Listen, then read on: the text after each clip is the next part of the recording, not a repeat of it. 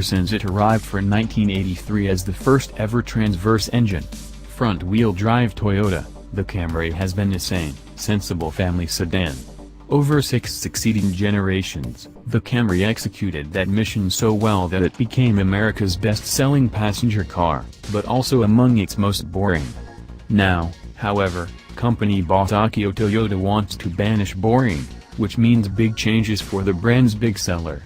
The effort got off to a tentative start with a more extensive than usual mid-cycle update for 2015 but reaches full flower with the all-new 8th generation car. This Camry really wants to party.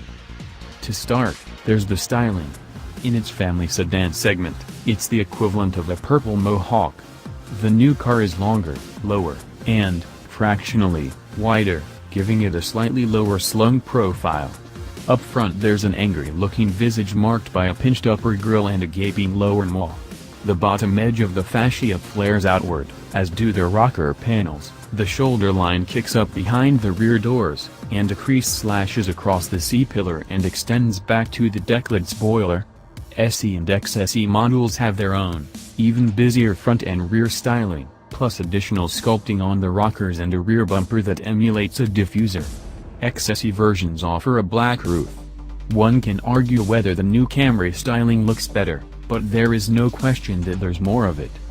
It's not just appearances that have changed, much of the hardware is new, as the Camry moves to Toyota's TNGA architecture. Both engines are fresh, as well, although their layout and displacements are familiar.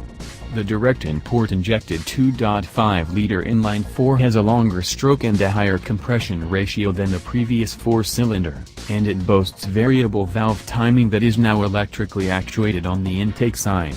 Output climbs from 178 horsepower and 170 pounds-foot of torque to 203 and 184, or 206 and 186 in the XSE with its quad exhaust outlets, a Camry first.